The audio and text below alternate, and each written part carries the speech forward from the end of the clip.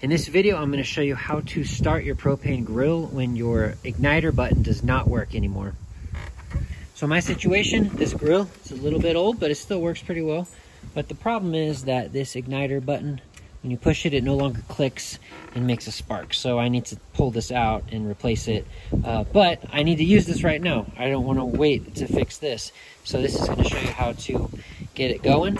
So what I do is I remove one of the grill panels and I start my gas. You can hear it and smell it.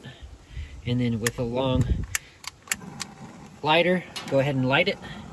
And then you can go ahead and start turning on your other panels of gas, and it'll just start to light and work its way down.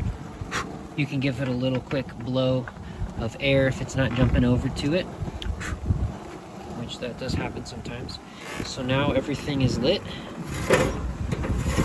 So I'm going to go ahead and let this warm up to about 300 or 400 degrees and then get it cleaned off and throw my steaks down.